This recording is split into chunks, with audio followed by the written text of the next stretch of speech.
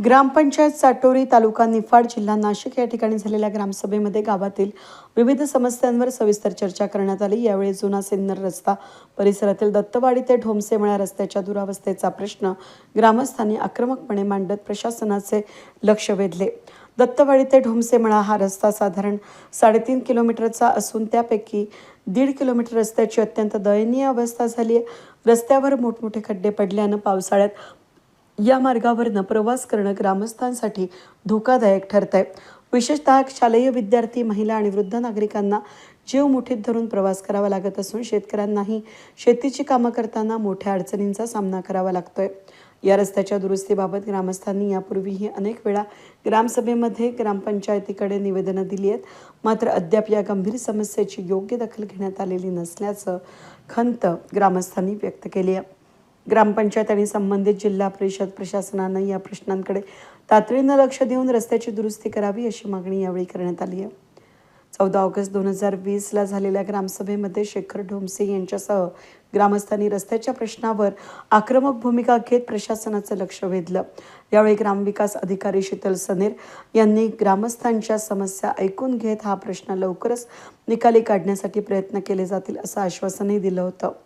ग्रामसभेला शेखर ढोमसे, भाऊसाहेब सोनवणे, सोमनाथ ढोमसे, दीपक शिंदे, नवनाथ ढोमसे, भिवसन ढोमसे, सोमनाथ लोंढे, प्रकाश ढोंगडे, दिनेश ढोमसे, रामदास ढोमसे, समाधान शिरसाट, कृष्णा शिरसाट, दिगंबर हांडगे, शशिकांत भोईर, विजय हांडगे, बाबाजी हांडगे, रामदास हांडगे, भगवान शिरसाट, अनिल ढोमसे, विष्णू धोंगडे, अर्जुन ढोमसे, विशाल ढोंगडे, राहुल चव्हाण, नंदू पवार, वाळू ढोमसे, रतन ढोमसे, किरण चव्हाण हे ग्रामस्थ यावेळेस उपस्थित होते। ग्रामविकास अधिकारी शीतल सनेर, सरपंच सविता डमाळे, उपसरपंच राहुल गायकवाड, पोलीस पाटील सचिन हांडगे, कृषी अधिकारी ज्योती पवार, तलाठी योगेश तात्पुरकर, ग्रामपंचायत सदस्य भाऊसाहेब सोनवणे, तंटा मुक्ती समिती अध्यक्ष रघुनाथ हिरे, सदाशिव खेलुकर हे मान्यवर यावेळेस उपस्थित होते।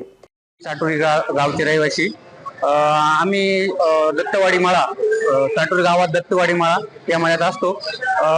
भरपूर मोठी वस्ती आहे आणि स्वातंत्र्यपूर्व काळापासून आमच्या वस्तीपासून तर गावापर्यंत जो रोड आहे तो एकदम कच्चा, एकदम निकृष्ट दर्जाचा झालेला आहे। त्याला आतापर्यंत कधी खडी मुरुम माहितीच नाहीये।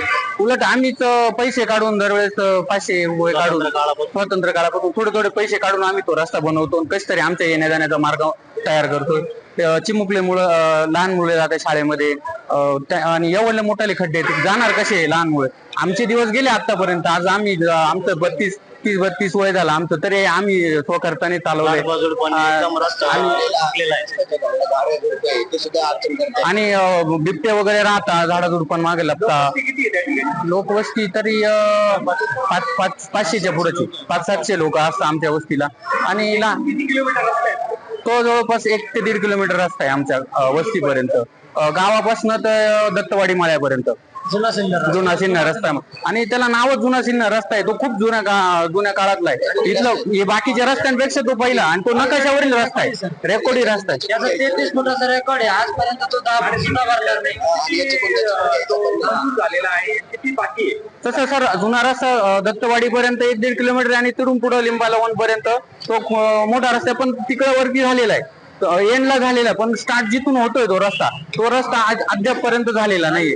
आणि ग्रामपंचायती वारंवार तक्रार करून पण ते फक्त आम्हाला सांगतात का आमच्याकडे ते उडवाउडीचं उत्तर देतात आणि ते जिल्हा परिषदेकडे, पंचायत समितीकडे नुसतं सांगतात, पण मग त्यांच्याकडनं पण काही त्याच्यावर दखल घेतील।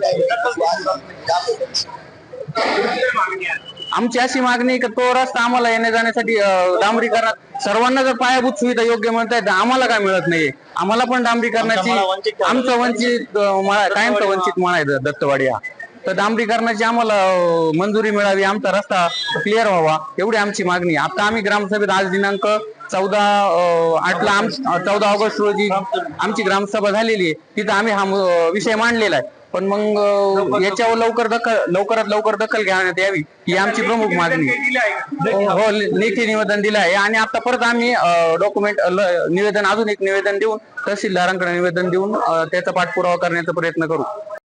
आणि वीज भट्ट्या असल्यामुळं रस्त्याची फार मोठी दुरावस्था झाली, मोठमोठी खड्डे पडलेले आहे।